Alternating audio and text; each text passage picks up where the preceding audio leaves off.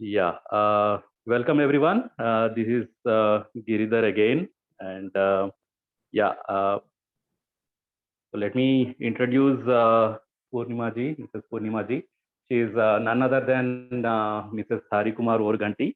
So you've heard him on the third and fourth days, and so she is here on the seventh day. So to share her experiences and uh, she career wise she had a degree and also had done chartered accountancy, and she had given up on her career. I mean, of course she did work in Deloitte and Cognizant for 4 years before her marriage, and I mean, they're like, with Hari Kumar, they have attended this Jivaniya Vidya workshop together and got married.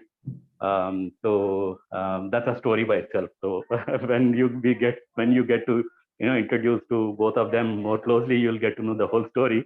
But yeah, this is not the right place. But then, yeah, with the knowledge that she had gained, not just through Jivan Vidya, and of course Jivan Vidya helped her to transform herself, and from several other sources also. She has been very into it and practicing in her own life, especially as a mother and a wife. She has been, even in fact, guiding our team as well, actually, to be, living this kind of life. So that's more about her. And yeah, I think I'll give it back to Purnima ji. And yeah, all over to you, Purnima garu. Thank you, Giri. So good evening, everyone. So this is a seventh day, and today what I'll do is I'll quickly just recapitulate. Really recapitulate the entire thing. I just want to recapitulate the essence. In terms of the impact and essence of the workshop, how it should be. That I wanted to start with today. Later, I'll take some questions, and then after that, I'll share with you how I implemented in my life and what about all implementation is. This knowledge, implementing this knowledge is what all it is. So these past few days you were introduced to the a set of knowledge which is actually speaking, which is not new, and it's not a completely different thing or new thing, but it is like a complete different perspective of the life. What I'd say is it is completely gaining a different perspective of the life, and the framework in which we see the life that differs, that with this knowledge that differs. And so what is the impact of the workshop? Like you have gathered all the knowledge and what impact it should have in your life, that is more important.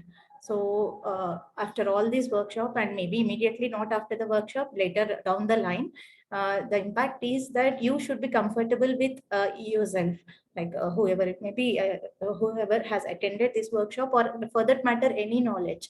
The essence of any knowledge, the essence of any teaching is that ultimately we should be comfortable with ourselves, and we should be happy. In one word, we should be happy. So that is the essence of any teaching and any knowledge. So this little life, the basic thing, that is a fundamental right to be happy, but somewhere we have messed up, or somewhere we have wrongly understood, or we have created our own perceptions, our own dimensions of life, and different kinds of things which we have built on our own. So there may be some with this journey, there may be like some things which we have to dismantle, and some we have to reconstruct, and some we have to relook it in a different way. So whatever it is needed, on depending on the life situation, we have to do the right needful thing. So whatever it is, so the ultimate thing is we have to be comfortable within, and we have to be happy, 100% happy. Maybe if it is not 100%, at least there should be a fundamental shift. Like there should be drastic shift depending on the situation, whatever you are in. There should be shift, progressive. It should progress. There should be an increase in the level of happiness within you. So that is the outcome. That should be the outcome of the workshop. So And that is possible. That has been emphasized enough over these days, that it is possible and it is in our hands. So that is a single point. Again, the effort has to be made from our end. So to be happy, the effort has to be made from our end. It is 100%. Like that there is not even 1% less, that happiness is in some other's hands. It is not like that. 100% our happiness is in our hands. If we feel that happiness for us not being happy, someone else's reason, or because of someone we are not happy, there is some lack of clarity and lack of understanding. So that is definitely, that is our lack of understanding. So if I have to tell one line about all this workshop, this is the fundamental point. Like, our happiness is in our hands. And if you are messing it up, it is in our hands, that we have misunderstood life somewhere, and we have over-evaluated few things or under-evaluated few things, whatever it may be, depending upon the situation in which we are not happy. So it varies in which you are stumbling and in which you are not happy. It depends, it differs in each and every situation. So when I say that our happiness is in our hands 100%, then immediately the question comes that we live in a family, we live in a society, we live in we live in the nature. So these are all constraints. I mean, these are all the hindrances for us to be not happy. We are comfortable if we are on our own, we are happy. So everybody can say that we are on our own, we will be happy. It is only the other person who is causing, or the whatever it may be, the situation, person, it differs from person to person, that is causing unhappiness in me. And so that obviously comes because right now that is what our understanding level is. That shift should be there only if we are convinced that it is my understanding which is causing unhappiness, my lack of understanding which is causing unhappiness. We'll put our 100% effort. So that conviction is important, that it is in my hands. It is not because of others failure, or other not doing the things which I wanted. All these things are not right. That to that extent we should be convinced. So if we are convinced, that maybe there will be some lack of understanding. We genuinely feel that we are putting an effort from our side 100%, but then because of these situations, because of this person, sometimes we may not be happy. So in that also, fundamentally there may be some perception of ours, some attachment of ours, and some notion of ours which is stopping us to be happy. So that we have to understand. To do that, we have to unveil ourselves. I mean, we have to introspect, we have to dig into ourselves and find out what is stopping us from being happy. So that is the fundamental work which we have to take up from this workshop. So this may be a journey. This is just a starting point. This may continue lifelong. I mean, this is a because there is a lot of pile of garbage which we have accumulated. It may take some time to remove all those things and put good stuff into that. It may take some time, but the journey has begun.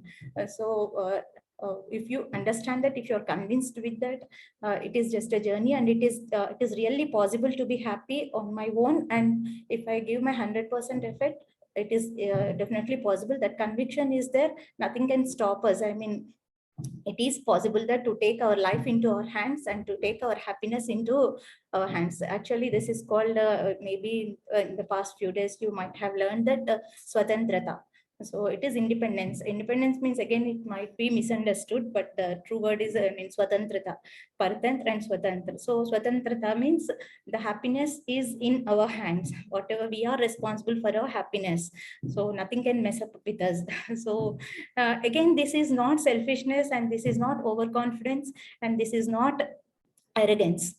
So it should not be misunderstood, and it is not even isolation also. So that is completely different. So it takes a little journey to look into ourselves. What are our preconditions, what are our accumulations, and what are our misunderstandings. So complete that's why I said it's a complete different perspective of the life. We should take a complete different perspective and different framework of life also.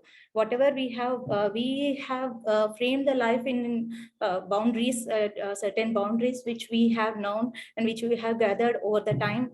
We have set some defined boundaries. So maybe we have to relook at those boundaries. So, and we have to set some other boundaries, or we have to remove that. We'll see whatever we have to remove or whatever we say. So this fundamental point, if any of you disagree with that, or if there is some problem with that, this has been put forward to you over these few days, the same thing. This is nothing new which I'm telling, but again I'm reiterating that our happiness is in our hands. And if there are some problems right now which we see, because that is we have understood it in a different way. So you have some any concerns, or you have any different opinion, and over the past few days you have experimented and you failed. So whatever it is, you can come up with that now. And based on your response and based on your opinion, I'll take up I'll put forward some other things later. So let us start sharing from your end, whatever your perceptions, what are your notions, and what is your opinion on the thing which which I have said right now.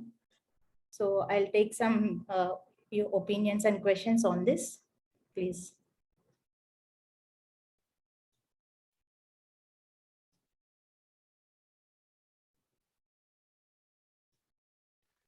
May I say? Yeah, please. Yeah, so I have implemented the principles that I have learned at Jeevan Vidya, even from the previous workshop. And life has really made me positive. Like I feel that I have a positive energy now. And people have given me this feedback that they feel positive when they meet me. No, So great. I think that is a very big change that has happened, because earlier I was very temperamental and I was very impulsive. I was very I used to react and not respond. But now I have been implementing this, and like responding rather than reacting, it has really helped me become very calm. Yes, I do get disturbed by in some situations, but it is only momentary. Like it only takes some hours to unwind and bounce back to normalcy. So like I have developed that coping mechanism. So I think that is the biggest advantage or biggest gift I have got from implementing the principles. And second, I would say that now I have become more concerned about how my surrounding is, what kind of people am I surrounded by, what is the environment like. I want everything around me to be very positive. So I am working towards that. So like if there is something not going right in our apartment also, I will take the initiative and talk to others to sort out the matter. So I think that has happened, and I am taking initiative to make it positive. Yeah. Good, great. May I know your name? It's not appearing on the screen. Devika. Okay, okay, Devika ji. Thank you. That's great going. Significant change. That's what is expected. And this dealing with other people, like you want positivity in your community and in your surroundings, that is also great. But a little caution on that.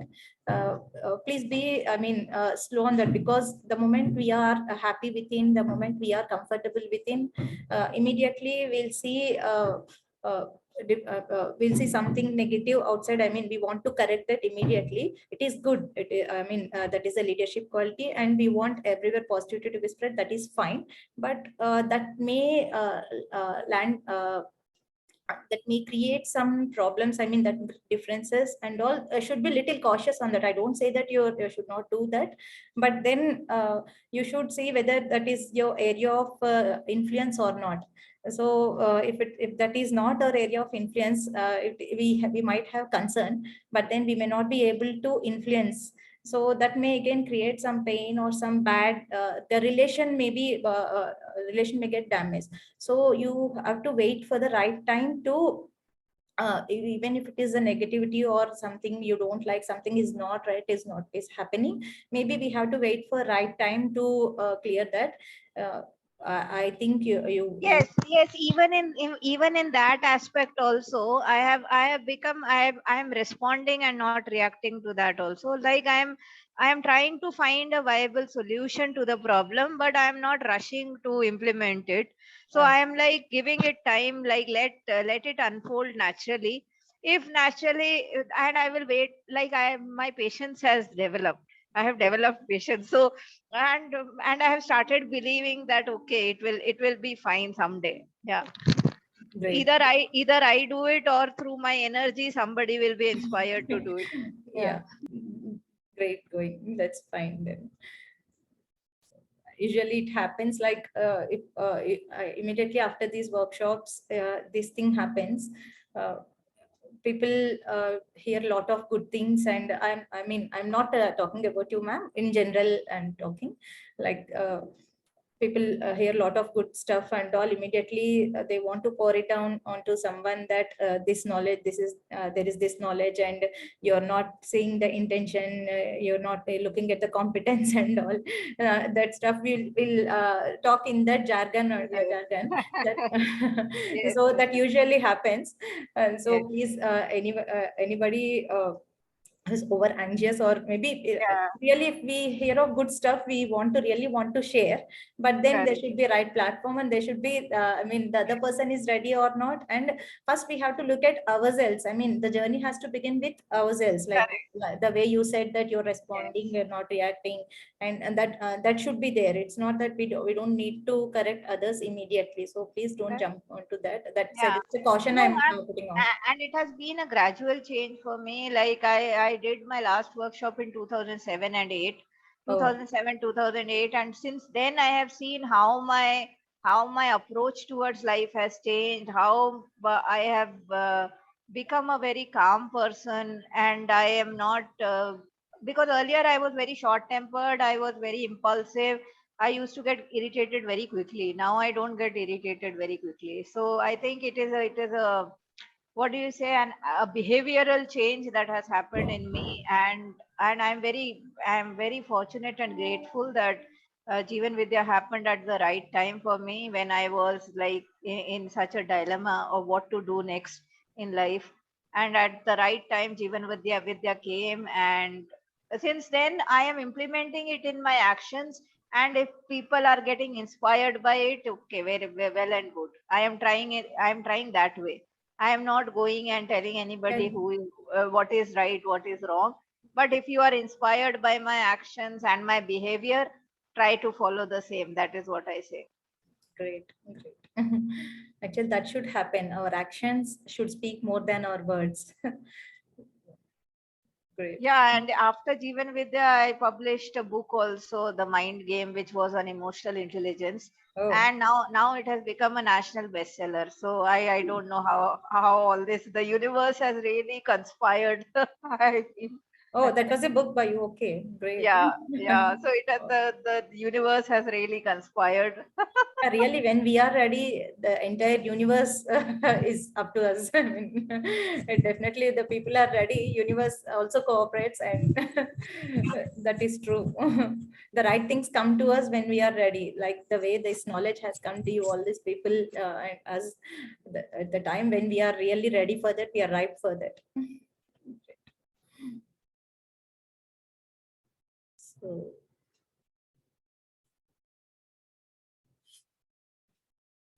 Anybody else on this on the past few days, if any question you have, any concern you have, and while implementing in this span itself, if you have faced any problem, and all, you can please share. And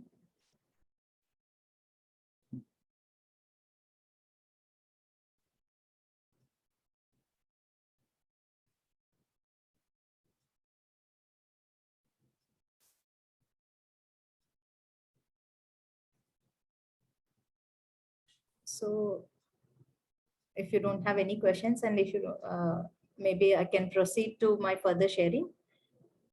Yeah, Purnima Didi, namaskar. Somebody speaking. Yeah, Purnima Didi, namaskar. Your voice is not clear, sir. Can you be a little louder? Yeah, Didi, namaskar. Hello. not able to hear you. It's very low voice. Can you be a little louder? Maybe connection is not.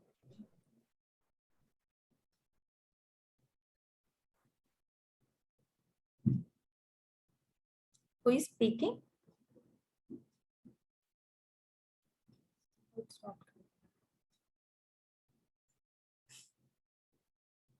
Okay. I'm not able to hear you, whoever it is speaking. I'm not able to see on the screen who is speaking. So it's not popping. Okay, I'll move on for further sharing. Maybe later, if you have good signal and all, we can ask. So about this implementation, how to implement this knowledge in our life. Like, as I said, the impact and the outcome is happiness in ourselves. And but how to land up in that happiness? How do we go there? How do we achieve that happiness? So that is important, because the path which we have to take to go there, the destiny we have cleared, the destination we have cleared that. Sorry. So the goal where we have to reach, that we know, but how do we go the path which we have to take, that we are not sure. So how do we implement it exactly? Because there are numerous concepts which have come up, like different words and different things which have come up, which we have gathered in the past few days. The one thing which I have to emphasize is, all these words and all, it's just to point out some truth which we have to understand. Like, if a mountain is there, somebody may have a better view from one side, and some other may have a better view from other side. It's different dimensions, different views. It's just to have a better picture of the same thing, we use different words. Other than that, there is nothing in the words, there is nothing in the jargon. So it is only about the feelings. So if we understand our feelings, and if we introspect into our feelings, it is far more easier to it's just these words, and this knowledge put in the form of the words helps us to understand our feelings better, and to emphasize, and to create more and more understanding in us. So how do we do that implementation? So the tool which might have been discussed in the workshop, the tool for implementation is here, awareness. So awareness is what is happening in us. So what is happening, so whatever the harmony, which if there is no harmony in us, so how do we solve that? How do we create the harmony again? So that is important. How do we do that? So whenever there is a little disturbance in us, or when our harmony is disturbed, that we clearly understand that something is going in us, and something is negative is happening in us, that we will clearly understand that. Like whenever there is a conflict with someone, then whenever there is a fight with someone, or even someone insults us, immediately we feel some bad harmony in us is disturbed. So that we have to capture, so with the awareness. So usually what happens is, when our harmony is disturbed, we just continue in that disharmony, and uh, uh, we get immersed in that. I mean, we don't even realize that we are feeling bad, and we don't even realize that what is causing us pain and what is causing us unhappiness, that we don't evaluate. We just go with the flow. We just go with our thoughts, thought over thought, like that. Thoughts come, and we will be like in the deep sea. We don't. So we have to understand, the moment there is some disharmony in us, we have to capture that, and we have to dig toward to the reason behind our disharmony. What is the disturbance in us? I mean, what is causing the disturbance in us, that we have to trace. So with that, we'll understand what is causing that unhappiness in us. What is then, if we can capture that at every moment, and whenever there is some disharmony in us, if we can capture right away there, then it is far more easier for us. I mean, because all the time we may not be aware with this kind of lifestyle, and with the kind of life which we are used to. We may not be able to be aware, like how we move the hand, how we move the ear. We are not aware of that. I mean, unknowingly we move all the body parts, unknowingly we do all the things. So at least this awareness, if we can spread it to the moments of unhappiness, and try to understand the feeling, desire feeling behind it. Like why I'm feeling like this, the way which I'm feeling, why I'm feeling like that. So that question, if I can make, instead of thinking that I am sad, I'm sad, I'm sad, like if there is some problem with spouse, some problem, something which they have uttered, and we are unhappy with that. So imagine, take it that kind of situation. So they have said some word and left, and then it is your turn to be sticking. They have already uttered, and now we are sticking on to that. We are holding that for don't know how many, I mean, how many hours or how many days and how many months we are sticking to that word, and we are making a big picture of that. How can he say that? How can she say that? How can, I mean, that's a great insult on me and all. So for a moment, just step back and see that word which is creating a pain in us, why it is creating, the pain in me. Because there is some over evaluation which I am making because of the word. Suppose somebody says that you are useless, you are hopeless, if I try, if I believe on you, so everything will be spoiled. If suppose someone says this, how do we feel? So if we they have, I mean, it is one way to understand that they are in some confusion, or they are attached to something so deeply. So if something not happens according to their expectation, they don't know what they say. So leave that we don't try to understand in what position the other person says all these words.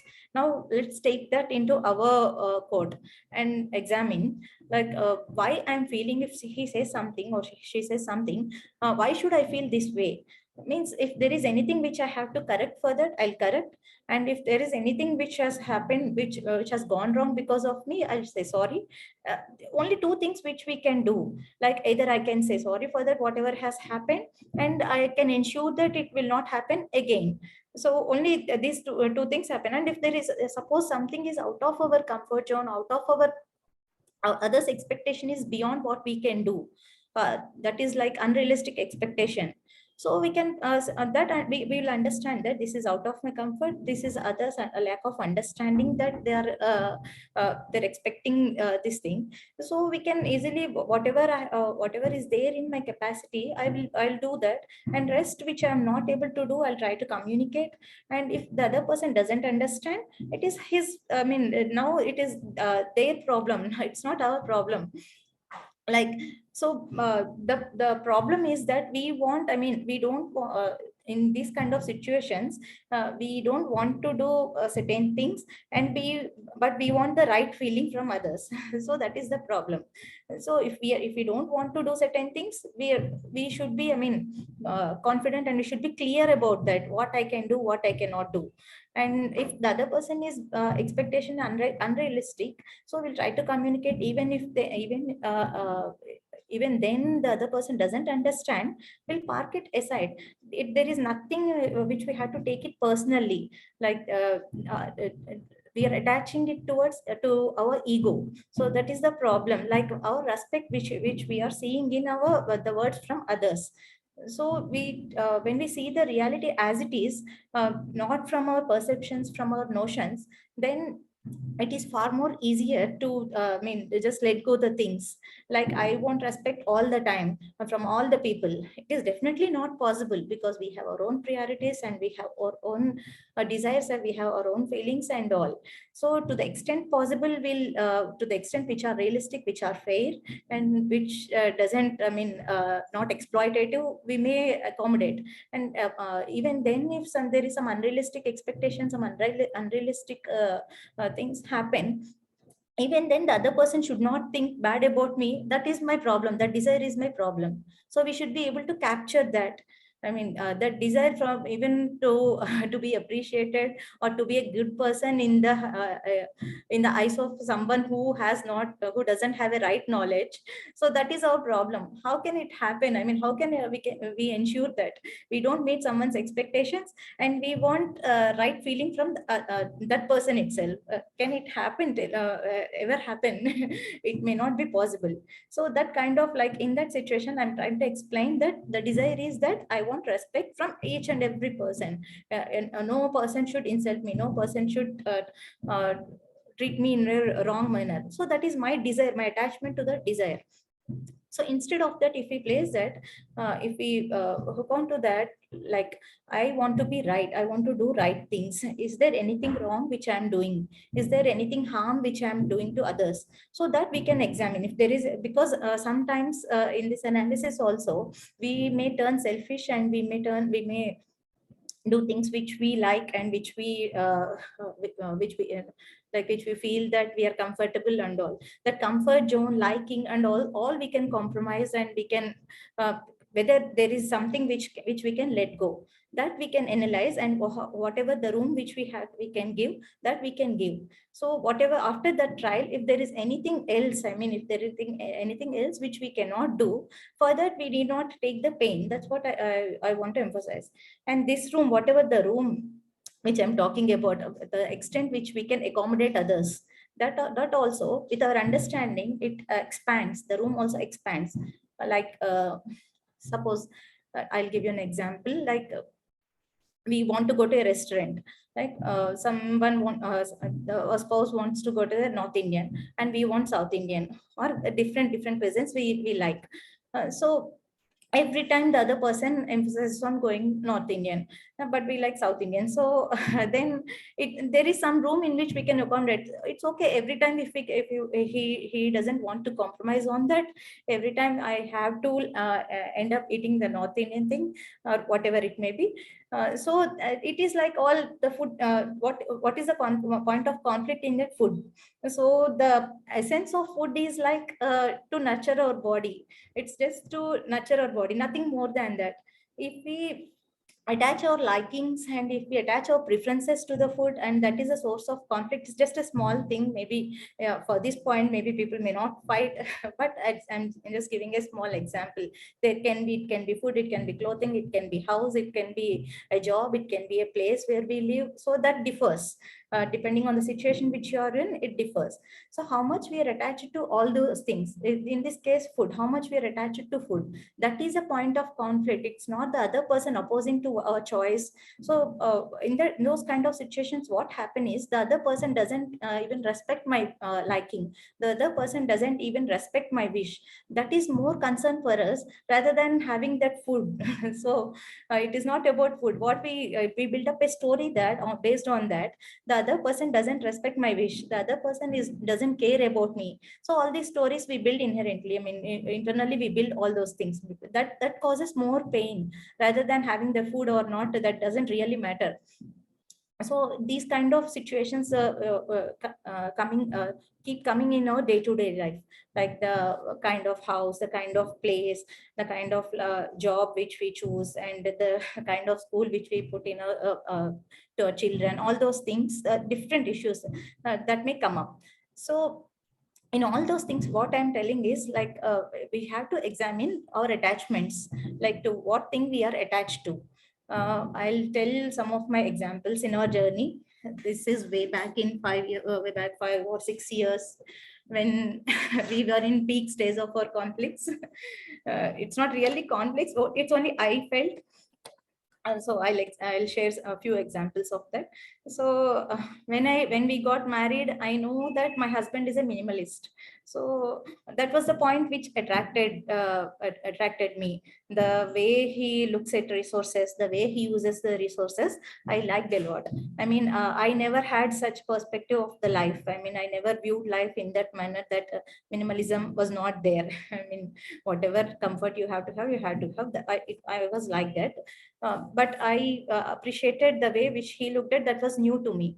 So coming down in the marriage, after 2 kids, maybe 5 or 6 years of marriage, then the impact of that minimalism, how it manifests in the marriage, when you face that, it really, I mean, annoys. The thing which I liked was the minimalism, but the thing, when it really manifests in our day-to-day life, that really, I mean, annoys, and when it gets discomfortable every day, uncomfortable each and every day, then that was the source of conflict. So in those kind of things, I like, the differences were like this. I say that, I mean, I want few things at home. I want to be comfortable, to be a little more organized. I want few things, but he being a minimalist, and he doesn't, I mean, see the value of those things. He never accepts for that. I mean, he never accepted that. He was against buying some things. So that for few days I felt that I don't have the financial freedom. If only I go for a work, maybe I have control over my finance, I can buy the things and all. So I was not comfortable with that kind of thought. I mean, that kind of thought which was going in me, I was not comfortable. Somewhere I felt that it is wrong. I mean, see, the beauty is that the moment we get some opposition in us, the moment some opposition is happening in us, if we are able to trace that, then definitely we always go in the right path only, because the opposition is not comfortable in us, the opposition is not acceptable for us. So that when I felt like that, that kind of thought, because two kids are there, I don't want to compromise on the kids, I don't want to compromise even an hour on their time. So if I go for a job, then I have to compromise on them. I don't like that. That is my choice. So and this financial freedom aspect is there. So two different conflicting things are there. So I thought whatever I am doing right now for my children, right now for the family is good. But this financial freedom thing, if I don't have freedom to buy certain things, to make my own choice, is not there, that how do I solve? So then I thought that I wanted few things. I wanted to buy some things. I want to be little organized. Those things, and those things are not luxurious items. Also, basic things or it adds little more comfort to the life. Those kind of things. So I thought that I wanted all these things that so that I can be little more comfortable and more happier. So for these things, if I am landing up in conflicts with my husband, and this itself is creating a conflict between us, and more than that more than the conflict, what is happening in me, the struggle that is happening in me is more valuable. I mean, that is more important. So I thought that I want happiness from these things, but that itself is creating unhappiness. So I thought it's better I let go those things. What happens if it doesn't, the house is not according to my choice, the house is not organized according to my choice, it may take few more minutes of time, it may my physical presence, and it may take few little more effort from my side, let it be. When I'm not body, and a little more I have that stamina to do little more work, or if I don't have stamina, I'll build up the stamina. That is more easier than convincing him, because he's way more intelligent and he comes up with lot of logics. I'm not that intelligent, I'm not that talkative like him. So I cannot convince him. I was not able to convince him. It was way back. Now both of us worked on ourselves, and he asks for me. He asks me to buy if you want anything and all, like that he asks. So those issues are solved now. It was way back. So those kind of things, I thought I resolved all the issues in this manner. Like whatever the conflict comes, then I saw that what I am attached to. Like I thought I'll get happiness by buying few things or by doing some things that which I like. But really, if that is the point of conflict in a relation, it's better to let go the things until the other person understands, until when the time comes, they'll understand. If they are not, if you are not able to convince them, and if you are not able to, we don't have the capacity to talk in the language which they understand, so it's better to let go the things which are, I mean, not really important. So that importance, how much importance we we give to the things, that is easier. I mean, there I saw the choice, like it is my choice whether to get attached to the things or not attached to the things. So if I'm convinced that I'll be happier, even I'll be happy even without those things, I'll be happy. If I'm not convinced that I'll be happy only with these things, I'll be happy, then it is not possible. So I thought that there is a choice in me. It is a, I mean, conscious decision each and every time we make while thinking that. So by doing all those, by letting go all those things, I have discovered a true, I mean, I have discovered myself completely differently. Like it's not, I thought these are my notions, that is not me. So these are my perceptions. This is how life should be. This is how things should be. So all those were shed off. Like it was like all dusted. A complete new self has evolved with all those things. That was a small things, and deeper things, and many like my job also. sometimes I used to feel, because after marriage I never pursued career, but then after a few years of when I was busy with my kids, and there is no he is busy, he's busy, and then I used to feel maybe if I have opted for my job, that would have been better. Then a little bit of the thing has come. So then again, that also I applied the same logic. So what for the job is? So any desire, go to the roots of that. What for we are pursuing it? What we want to achieve with that?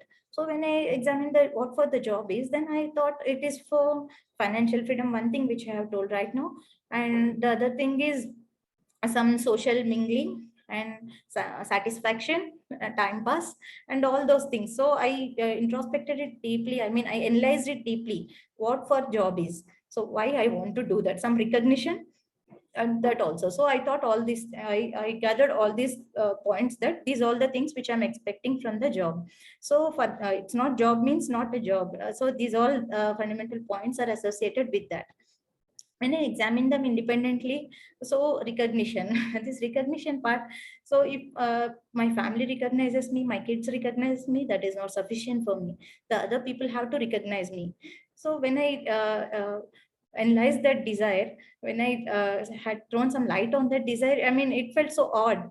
Why do I need recognition for my happiness? So that means I'm placing my happiness in a few people's hands. If they recognize me, I'll be happy. If they don't recognize me, I'll be happy. I mean, that appeared nonsense to me. So if we truly analyze it deeply, then our desires and our notions are really funny to ourselves. We don't even see any point in that. So then I realized that also expecting some recognition from outside, that there is no continuity of happiness in that. That cannot ensure happiness. So I have to always struggle for that. Instead of that, I'm so happy at home and so peaceful at home. And so if I can just let go the recognition thing from outside, and this financial freedom also, I told you, there are many things, because I'm not, it's not he curtails me for all the things. I have enough financial freedom. I was I'm talking about few things which were not in my control. Rest all things are in my control. Only few things, it is like the mind game. We always we always look at the things which we don't have. I mean, we have whatever we have, we take it for granted, and whatever we have, we keep cribbing about them. So that is all mind game that I understood. So by examining my desires like this, I have, I mean, disentangle, I should say, that disentangle with many things, that recognition and pleasure from senses, and the difference between body and self, that also I have understood in my journey. Like, because with the young kids, it is men and women of our generation not used to, I mean, completely grown up with studies and with a perspective like a male member.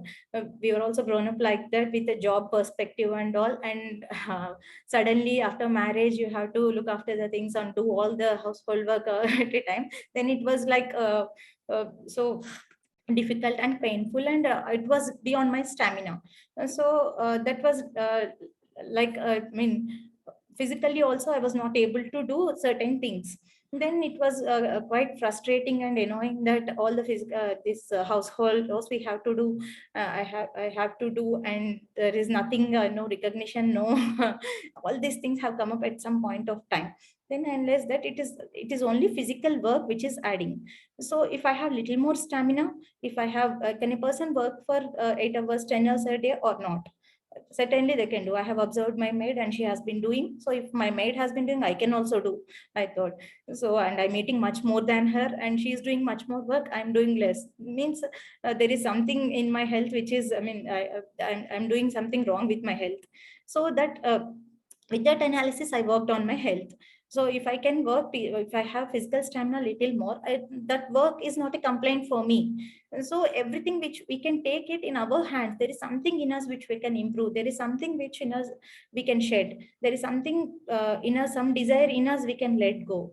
So doing all those some things which I have added, some things which I have which I have removed, and with all those things, a completely new self and new perspective has evolved. And this body thing also, a little more strain on the body when I didn't have the stamina. Suddenly it occurred to me, when something is happening to my body, why I'm feeling sad. That I analyzed. If something, my body is aching, then why I should feel sad.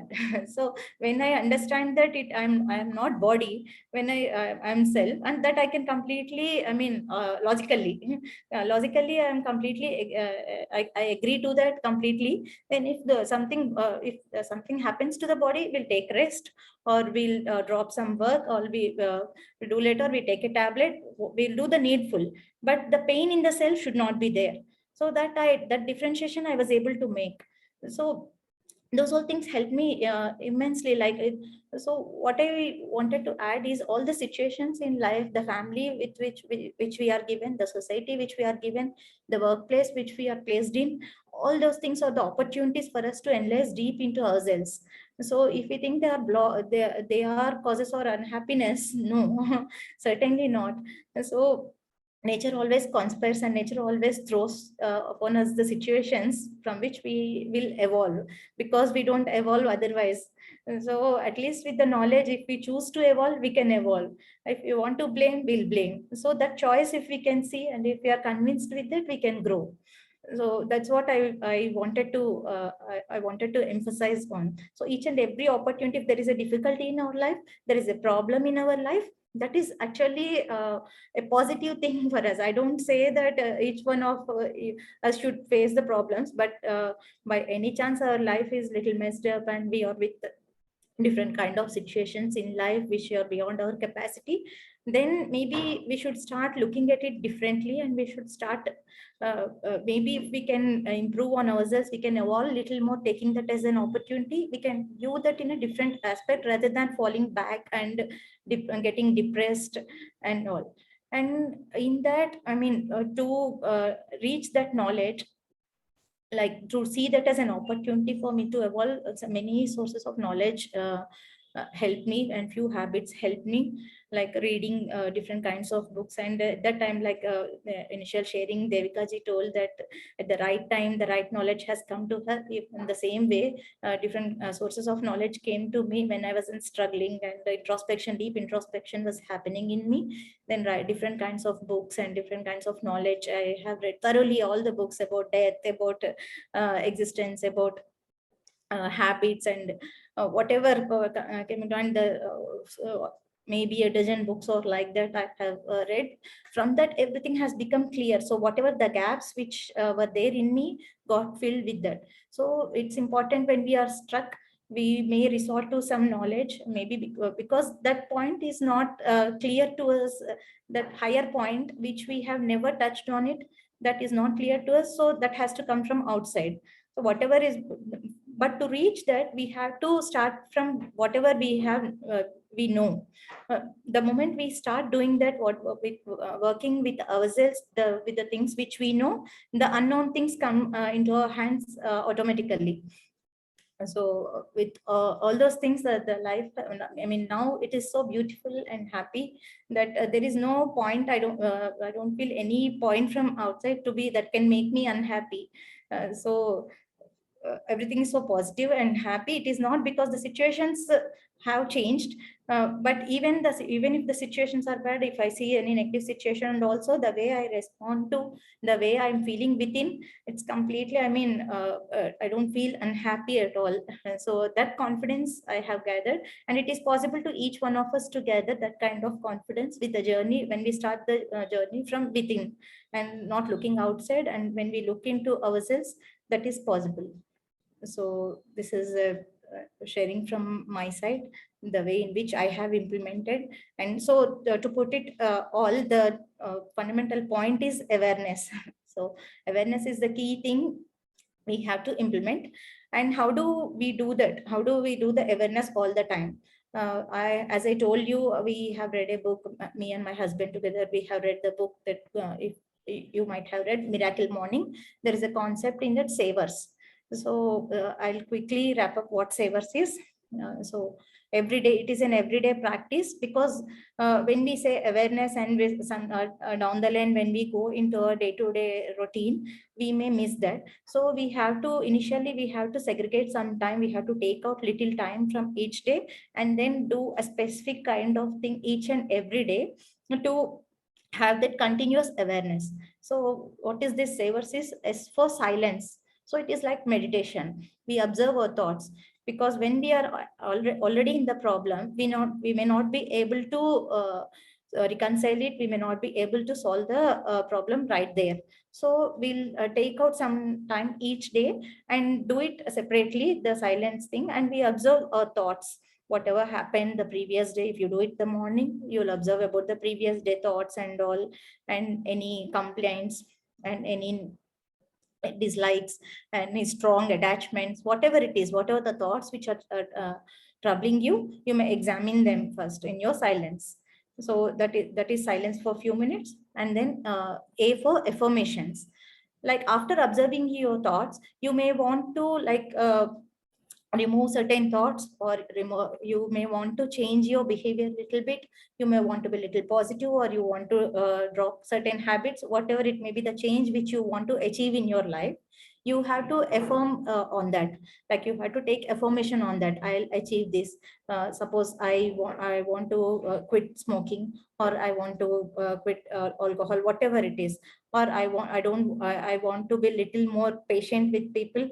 I don't want to utter words on people. Whatever it is, depending on your situation and your personality, you may take that choice and affirm on that. Take one point at a time and work on that for a few days. So you as and when you affirm, the mind gets power to achieve that. I mean, it is like instructing, it's like a computer program. The way we program our mind, it works on that. So nothing miracle in that, or nothing, I mean, surprise in that, nothing new in that. It is like a tool. So we'll use the tool according to our convenience and according to our wish. It's not, let's not play to the mind, and we'll use it as a tool, and we'll get the things done which we want to. So affirm, take a point in which you have to develop each one at a time, work on it few days, affirm it every day until you achieve that. And someday it gets, I mean, it gets achieved. The mind will work on that. The moment you give some input, and it will take it, and then it will achieve that. So that is affirmation. And then visualization, before visualization. So what do you visualize? Like whatever you have affirmed, whatever you have taken your affirmation, you visualize that you have already achieved that. It is like little more reinforcing, little more input, little more push you're giving to the mind, that you visualize that you have already achieved that. How you behave that, like you have the habit of getting short tempered, then you will visualize that when someone talks negative, or someone is opposing you, then you're talking patiently, you're talking very nicely, so very with a low voice and all. You'll visualize whatever you want to achieve, you'll visualize that is as if you're already doing it. So that as I told you, the mind gets that push, that it is clearly established what you have to achieve. That is clearly, it is a little more, it gets little more clear to the mind. So that is visualization. And the other one is exercise. E for exercise. So some little bit of exercise, whatever it may be, is essential to maintain a good health. And we have taken this body, and we have to protect this body to achieve this life's goal. We have all come to achieve certain, evolve little more than the the previous birth. So we have to achieve little more, and we have to evolve. Whatever the sanskars we have achieved, we have to purify them. We have to remove certain things, and we have to put a certain right knowledge, and overall evolution should happen. So for that, we have to preserve this body. So apart from that, the body has no other significance to achieve the self's goal. Other than that, the body is doesn't have any other significance. So exercise is important to preserve the body for its purpose. So that is one thing. And then reading, as I said, sometimes we may get stuck, and we may not be able to understand the things clearly, and sometimes some things may be vague. Then we may need little more input, little more knowledge. Then search for good books, and the books with the genre which you like, I mean, which can help in this. Maybe it can be regarding your profession or self knowledge or whatever it may be. But reading is a very important and good thing, so that we don't get blinded by our thoughts. So someone, if we it is like continuous a friend or a guide which we have every day with us. So it may not be possible to attend the workshops or take the knowledge every day. So reading a good book or having a good companion. So reading is another thing. Yeah. And then scribbling. Last S is scribbling. So what do we scribble? Like whatever the thoughts which we have gathered, and the affirmations which we have made, and the failures which anything, whatever you feel it is valuable down the line when you go back and read. If you find it usable, if you may find it as a useful thing, you may record it, scribble whatever that comes to your mind, whatever is helps you to little more develop little more. You can scribble all those things. Like a year back, if we have resolved something and write up, and after an year if we see that and we already achieved that, or if we don't achieve that, that gives an, I mean, if we already achieved that, that gives a lot of satisfaction. And if we don't achieve that, then it can be a again a motivating factor to work on that. So writing is important. So to understand our thoughts over the period, how we have developed, how we have progressed, and how our thoughts were then and how our thoughts are now. So that gives a confidence. So scribbling is also important. So this is savers. So take some time. It doesn't, I mean, exercise, if you give half an hour for exercise, rest all things doesn't take much time at all. Maybe all together with exercise it takes 40 minutes or 45 minutes. Take a special time for you. If we have to work on ourselves, we have to segregate some time for ourselves. We have to put some time for ourselves. That is important. We don't give time. We are busy with a number of things. We don't give time to ourselves, and we expect ourselves to be happy all the time. It may not be possible. It may be possible, but it is not always. Don't know. It is not sure. But if we take some time for yourselves dedicatedly with discipline, then it is certainly possible. It cannot go wrong. The effort can never go waste, and it can never go wrong. Whatever the effort, minimal effort which we put, it can never go wrong. So take some time for yourselves and do this exercise with sincerity. Then things can happen miraculously. Like you don't even realize that like the positive things keep happen around us. The moment we change ourselves, we change our notions, the moment we evolve into a completely different person, the things also fall into place. Like as I said, when I worked on myself, I never worked on my husband. So though we both of us knew the knowledge right from our marriage, but when it came into the practice, it all like kind of different things. So he was also not practicing, I was also not practicing. So when I started practicing, then he also, changes started happening in him also. He also started practicing. So if we work on ourselves, nature helps us to work on others. Like the situations all will fall in place.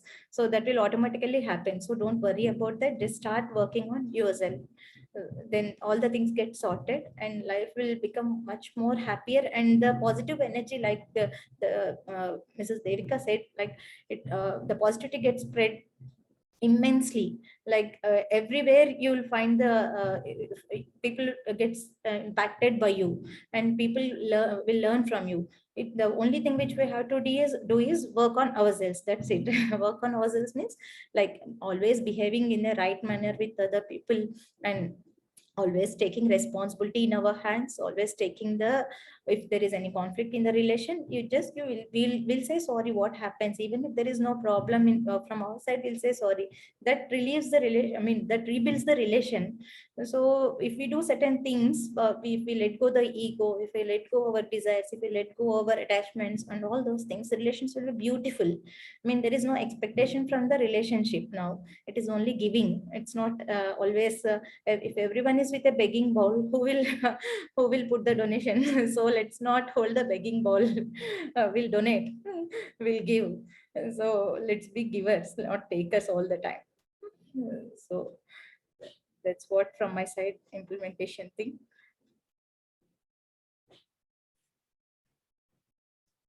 So any questions on that? Any inputs?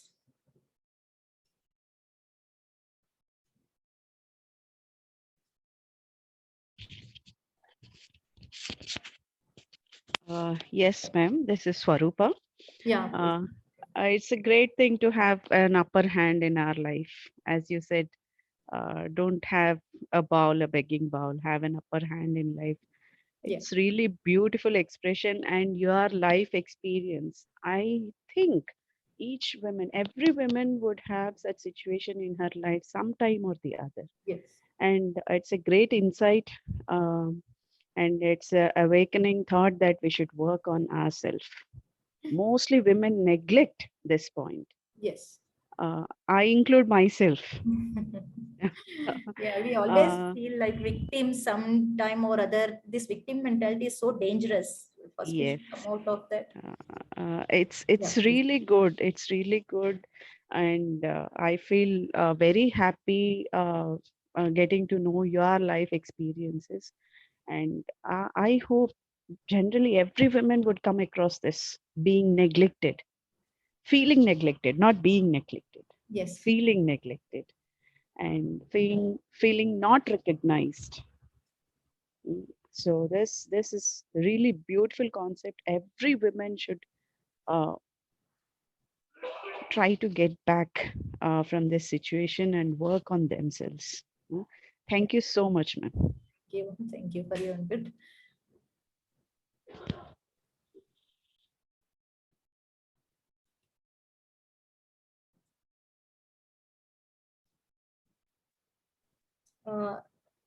Mr. Ram, you want to speak? I think you raised your hand. Yes, ma'am. I just wanted to ask, we've Yeah. been stressing on this proposal. I would say proposal instead of, instead of reacting, respond to the situation. Like, all my life I've been, kind of, reacted most of my life. Like, I can think if I kind of react, it's more like my aim, like our ancestors' brain. Like, we either, you know, there is this fight or flight or freeze response that we have. So that was effective when we were in a jungle looking for hunting for animals or doing that. Now, since as humans we evolved and civilized, and now you are also proposing to respond. How would, like, say for example, I've been doing this reacting things all my life slowly. So how to kind of slowly evolve myself from that reacting brain to responding brain? Like, are there any kind of tips or anything that, or any activity? I know you said something about this savers, like writing and doing that, but that takes time to kind of so anything that I can use to start from today, so that I can, instead of reacting, I can respond to situations. Yeah. The first thing which you may do, if you really convinced that there is something wrong which have happened from your side, that you have reacted, you shouldn't have reacted like that. Maybe the first thing, if the proximate relations which you have, maybe you can go and tell sorry right now, and you feel sorry, and say sorry, so that the moment you say sorry, any person cannot, I mean, cannot say no to that, and cannot even more insult you, or cannot do anything. I mean, it's like they have to forgive. When you say sorry heartfully, they have to forgive. So that can be a positive note and starting note for your further relation. Maybe if it is embarrassing right now to say something which you have done long back, it's not appropriate to say sorry right now, leave it. And if any proximate relation, like any recent things, any recent instances which you have reacted, then you can say, maybe start with a sorry, or just discussing with them. If it's not a formal sorry, you can just discuss with them that I shouldn't have done like that. I was kind of this mood, like just sorry, no justifications, just sorry, that's it. You should feel the sorry and should say sorry. That's it. That is a patch up. So that the relation gets established and re-established. So that is one thing. And the thing, the other thing, so that it will not happen again. It doesn't happen again and again. So that it doesn't repeat, what you have to do is, that is, you have to build on your understanding, like the gather all the situations for which you are reacting most. So in your the savers exercise which I have told, so you can gather all the thoughts on that. What are the most likely situations in which you react? If you analyze them, all those things will be of a similar type. If I think so, if I think right, so if I guess right, all those will be of similar type. So then based on that, gather all those things and dig your desire on the back of it, why you're reacting. So there will be some desire, like being recognized, or being the way which I said, being recognized was my desire. So your desire may be little different, I mean maybe different depending on your situation. So try to find out the desire which is really causing pain. See, only when it causes pain to you, you react, right? So what is causing pain, to trace that is more important. So affirming that I will not react, I will not react, no, it will not solve. Maybe it will solve temporarily, but again it crops up. So what is important is digging down to the desire, what is causing that pain, to trace that is more important. Then it gets erased from the root. So try to find out the desire. So whatever the desire it is, whatever the desire it is, you can just let go it. I mean, it is so easy to let go for a relation. So if it is the to let go certain things is the price for a relation that we can always pay. So Thank you, ma'am. That makes a lot of sense, actually, ma'am. Yeah. okay, thank you. You can start first telling the sorry. That is very easy. But to delete permanently, you have to, I mean, work on this savers, or take some time. Please take some time every day for yourself and write and scribble, journal something, and then you will find from your writings itself, you will come to an opinion, and you will find something from that. Don't expect that to happen immediately also. It may not happen because it was a habit from long time. It may not happen. And please don't feel guilty about that also. To reflect on something or flaws and to work on that itself is a great point. Even if we stumble, doesn't matter. We just gather ourselves and move on.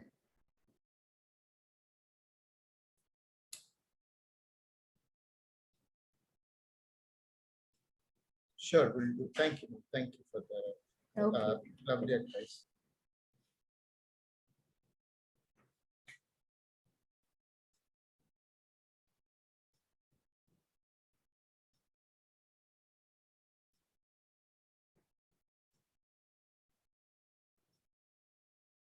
So someone in chat box typed that Shanta, that she has been trying for. Ma'am, can you speak? Can you unmute and speak, please?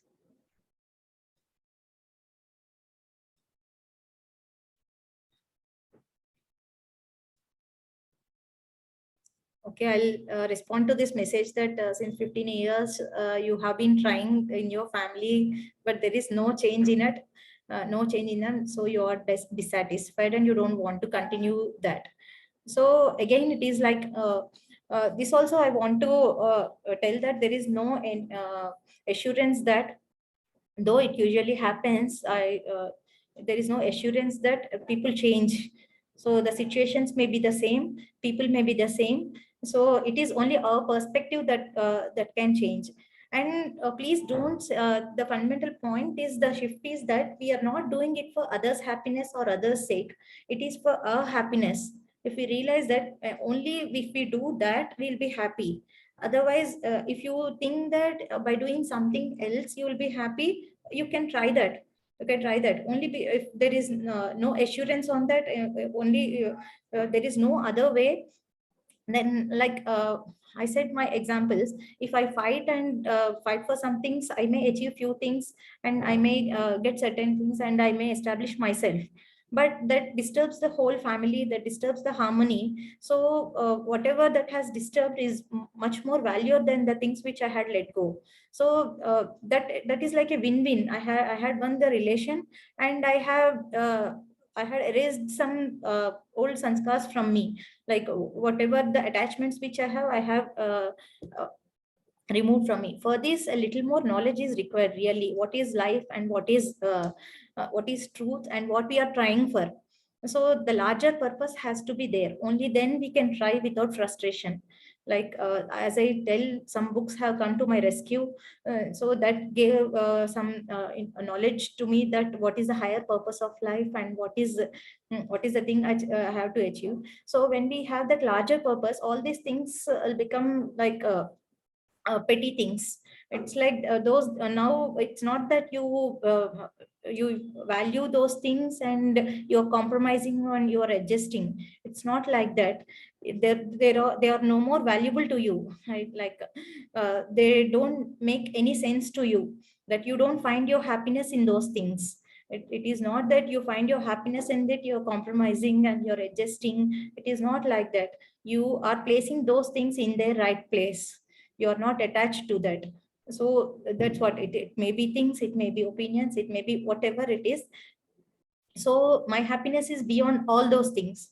So I am doing that for my happiness. That's it. Nothing else. Nothing to change others. Nothing to nothing else. Only when we do with that intention and only when we do with that right spirit, then we can keep working on that. Otherwise, we'll get tired up and we'll be frustrated.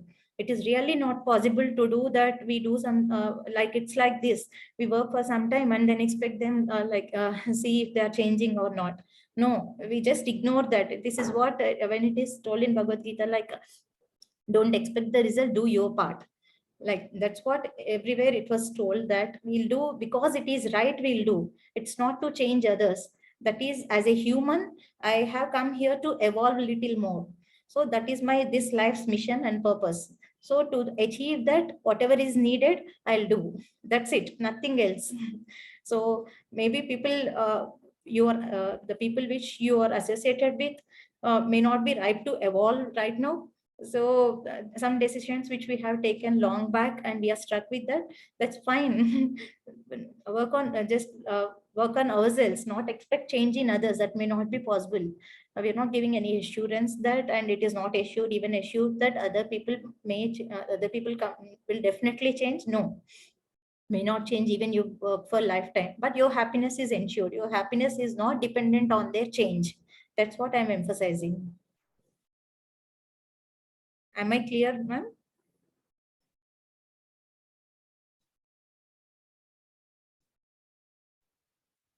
Yes, ma'am. Thank you. Yeah. We had KK Sri raising the hand. Please go ahead and ask your question if you have. Yeah, KK. actually, I would like to ask you, are you saying that we have to introspect more on ourselves, our background, our desires and our comfort zone every time, or is it analyze the way the people treat us, like how important are we for them, how much respect we are getting from them? Is it not important, ma'am? Yeah, the first thing I was emphasizing on, like we have to analyze our desires, our comfort zone, our background, like everything. You'll take a fresh look. Whatever you have gathered till now, you'll take a fresh look. Like even respecting, you have to. The way you're feeling, like when the moment others insult you or others don't behave with you the way which you are expecting. So how you are feeling then? So take that feeling and One analyze second, it. ma'am. 1 second. This again has situations like the person who insults me. I mean, if I'm least bothered, like as you said, how much I am affected. Is it important for me to be affected by that person? That is different. Like, for example, if it is an office, I know and I know my area till where I can keep that person, right? I can restrict him to that work or to that interaction or to that situation only. But if it is near and dear one, like for example the immediate family members, so maybe unknowingly or knowingly they might be doing it, and we are at the receiving end all the time. irrespective of what you have practiced, like all the savers you have mentioned just now, irrespective of all that, don't you think there is a point that you have to give a perspective of yours to them and make them understand your importance to them? Yeah, sometimes it is, I mean, if they can understand, if you feel that they can understand with your communication, you can certainly do that. And it's not that completely you have to be dumb and you have to bear with all the things. That I'm not talking about that. It's like if you can communicate with but the feeling with which you communicate, like why I'm telling all these things is your dependence on the respect which others give. When you are disentangled with that, I mean, you're no more dependent on that, then you're doing it for their purpose. It's like that, because it is not right on their part to do, and it's not to improve them or to have a sweet relation, to rebuild a sweet relation, or communicating. Now it's not, no more you are associated, I mean, you're not deeply associated with your need. It's like this, when you are deeply associated with something, the words may flow little more harsh, little more wrong, and right words may not come into place. And when you are disassociated with that, and for the sake of, because it's not correct and it's your family member and it's your responsibility to guide them, and you're doing that, then the right words come. Now your attachment is not there on that. And when you're deeply, I mean, in a deeply sad feeling, and the moment the argument goes on, you'll just burst out. If you're deeply associated with the moment you prepare your mind in the right manner, and you present it in good manner for 1 or 2 sentences, or 1 or 2 minutes, and then the moment the other person see, whenever you say something negative against someone, they may not like it. So what One second, ma'am. One second. Here I would like to ask something. See, with patience or without patience, that conflict and the exchange of words will happen. Sorry? Isn't it? See, for example, I've been patient for so much long, and then at some point I have to put forward my words, right? I have to put forward my feelings, isn't it? See, somebody does a mistake or somebody hurts somebody knowingly or not knowingly. Knowingly, if they are doing, we don't have a choice until unless to show them the way or to show them the position where to stand. And then also exchange of words happen. Okay, knowingly, if they do, we can react and put them for the first time only we can do. And unknowingly, if they are doing, we we show our patience and we show our attitude towards them, our compassion, or whatever you call kind words you call, we will do that. But that also has one point where we have to burst out. Like every time you cannot be taken for granted, right? So at one point you want to tell them that no, this is not correct for me, and you are crossing the line where I have my patience. So don't intrude. At that time also exchange of words happen. So but both situations, the expression of feeling or exchange of words, which may be difficult for the other person to understand, will happen. So it's not always our maturity level or our patience or our analysis of what we want is not the major or focal point.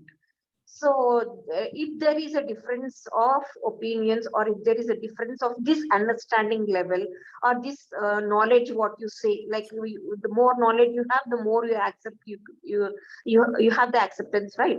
So there will be a discriminate, distance gap, I can say. There will be a gap in that knowledge or patience or whatever you call it.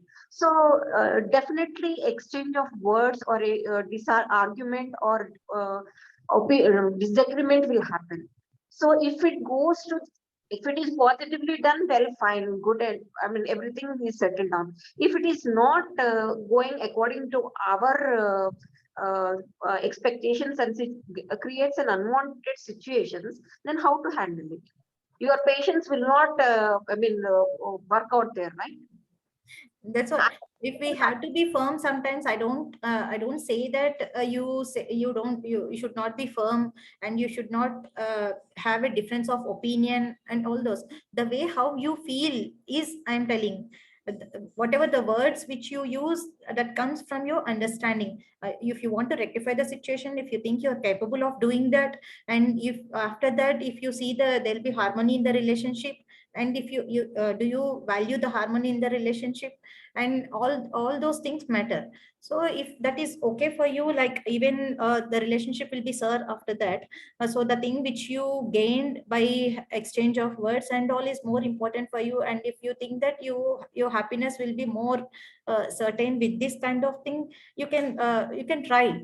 I mean, only if you try you'll know. So if you have tried it enough, and even that is not causing harmony, then try this thing. Like if you're not happy with that also, then I'm telling this thing, the way it doesn't matter what words you use, the feeling behind that is important.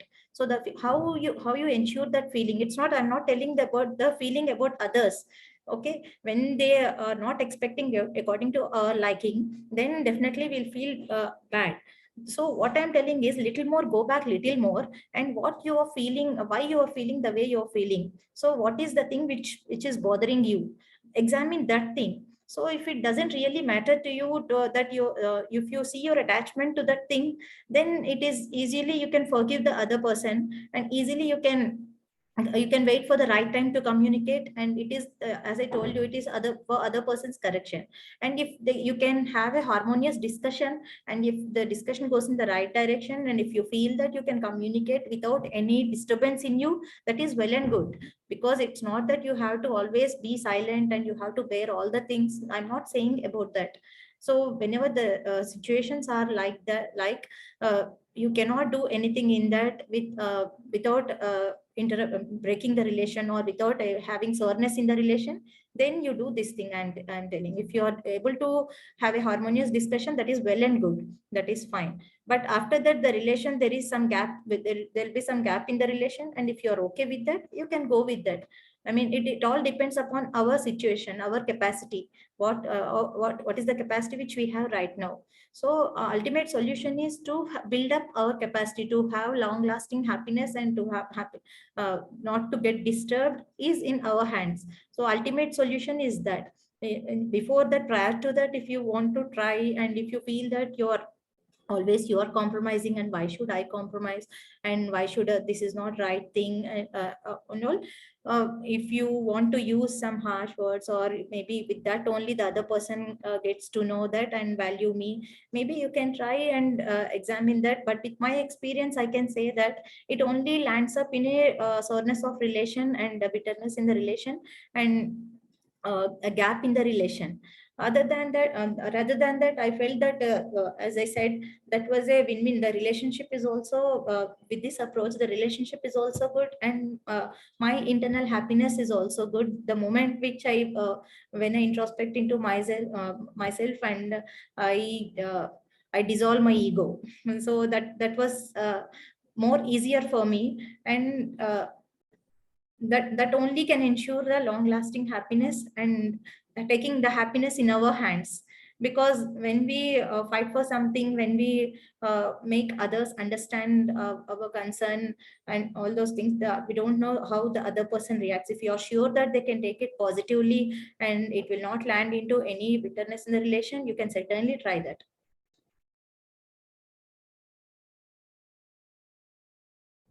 Am I clear? It is like really painful. I mean, when they are No, wrong. it's not painful or how you take it. What I'm saying is, see, unwanted situation definitely happens. It will happen before testing your patience, after your patience is exhausted, something like that. What I'm stressing is the situations depend on the capacities of both the people who are in relation. See, you may be having more knowledge and more patience, other person may be having equal knowledge and equal patience, but still when unwanted situations will happen. That's what I'm saying. If there is gap in the competences, like your patience or his patience or somebody's patience, I don't mean to say he or she. When I'm saying two people are involved, if they have equal or unequal competences also, still unwanted situations happen. Of course. So we can't control that. So mutual respect, developing mutual respect will be is the only solution. But you can develop, I mean, whatever development you can do it. You cannot expect somebody else to develop that. But still, how to handle that situation is important. Like, for example, I gave, see, we have people at work, we have friends, we have neighbors, we have within the family also. I mean, you know that there are some stages within the family also, like in-laws, Yeah. sister-in-laws, or immediate, your children, your wife, husband, something like that. So you know how to handle them. Like the importance to the mother-in-law and your child will not be same. Like the way you handle the situations with the mother-in-law or your child will not be same. Similarly, the way you handle your child and the colleague in the office will not be have. You know where to draw the line, and I mean what words to use them with them. But still, how to handle the unwanted situations is also important, isn't it? So I don't think compromising on your North Indian food is important at the first place. You should put forward that your North Indian food is important and my South Indian food is also important. That way only we have to handle the situation. That's what I want to say. So if I'm wrong, please correct me. No, if that works for you, and that's what I'm telling. It's not that. It will not work, madam. Definitely, two independent, I mean, well developed independent individuals will not have same level of understanding. I mean, That's what communication, right? Communication always takes the first place. I agree with you. That what right. I'm saying is it okay to say that this is my priority, or you have to have the patience and then say No, it at no, the last? it's not always. You don't need to, I mean, compromise. In the examples which I told you also, I have argued and I have told and I have What example you communicated told enough. is completely your personal thing. We cannot generalize it. Your, isn't it? Your perspective, your No, kind of family differences. background, your priorities. That depends. But in general, what I'm saying is, I mean, there are going to be some exchange of words. Let it be first or last or whatever. So when we have to have the clarity, that's what I'm asking. Should I be more clear that no, it's okay, you have your North Indian food, I will have my South Indian food, or should I wait for North Indian food be served for 10 number of times and then say that no, no, I prefer my South Indian food, you are not giving me preference? That's what I'm asking. Yeah, suppose if it is first time, you both communicate that North Indian, I like this one. Maybe we go for the first time. Maybe you'll compromise for the other one, and next time you may again repeat that I like this thing. We'll go for this thing. If the other person accepts it, you don't say. I don't say that you don't. Communicate your wish. You don't communicate your likes or dislikes at all. I'm not telling that. After trying enough, also, I mean, you have communicated your thing and you have put forward your thing, and even then the other person don't appreciate that, then what you do, either you compromise on your choice or your relationship. That's what I'm telling. So that's completely according to my experience and according to the reality. So compromising on your choice was much easier for me than, I mean, for everyone, rather than compromising on the relationship. So whatever the point may differ, it's not, it may be food, sometimes it may be some other thing, it may be holiday, it may some other thing, it may vary. So it is not that on the first place itself you yield to them, yield to the other person. No, I'm not telling that. That each one of us will try, to the extent we can persuade them, we'll try. So when we see that it is causing some disruption in the relationship, then what we do, that's what I'm telling. It is not that if you feel that the relationship is going in a wrong direction or it is creating a gap in the relation, it is better, I mean, it is better to compromise on our choice rather than compromising on the relationship and deepening the gap. So that's what I'm telling. So that it creates an ambience in the home house, in on our kids and everywhere. So it is okay that what is happening is, I mean, we'll give some life to our choices, and we are weakening the relationship, and that shows the impact on the entire house. So that is more important. To the extent which we can persuade, to the extent which we can communicate with the other person, then that is okay. So whoever has got the right knowledge, they'll have more responsibility. So that is, I mean, that is true.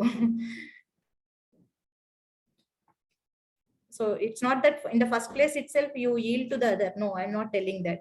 Or after 2-3 instances you yield to them. No, I'm not telling that. To the extent it is harmonious to the relationship.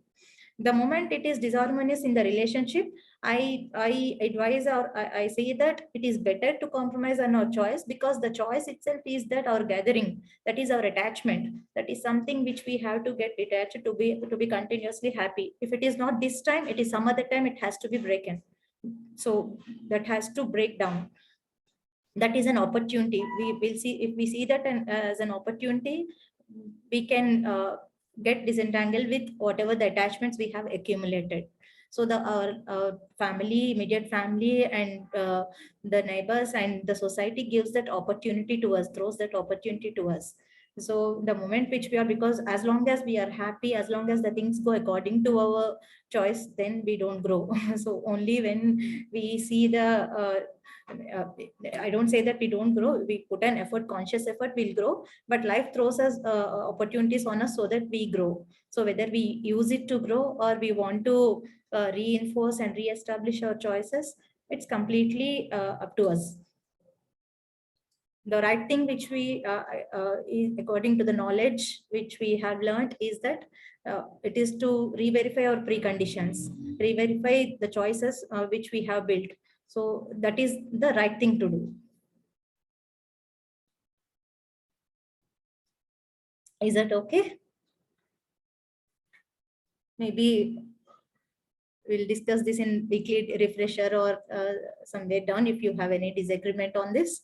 So this is what, if I have to put forward one sentence on that, this thing, to the extent it is harmonious to the relationship, you can have nice communication, you can have put forward your things, you can communicate. But the moment it is, the relationship is weakening, you have to verify your choice. That both the person have to do that. But because you are taking we are talking to you, we are telling it to you. If we are talking to other person, we'll tell that to other person. Can I just share my opinion, please? Yeah, please. Yeah. So I heard everybody speak, and one thing I have observed after attending Jeevan Vidya Shivir and changing my perspective, how it has changed. One thing I have realized is that when there is a situation of a conflict, some bit with some other person, earlier I used to assume what the person will respond, or how the person will respond, or okay, if I say this, this is what I will get in reply. So what kind of a role, what role does that play, that assumption, and how do we get rid of assuming what the response will be? I think that is a very big barrier to communication when we, so especially when we are in conflict.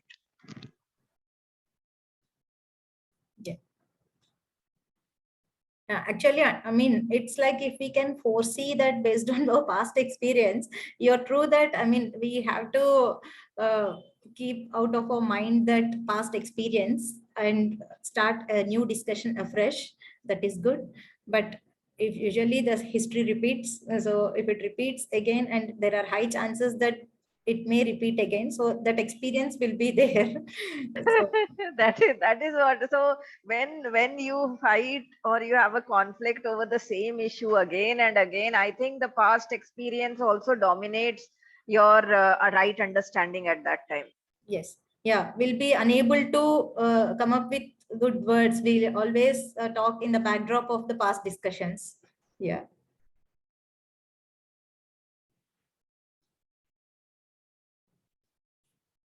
Okay.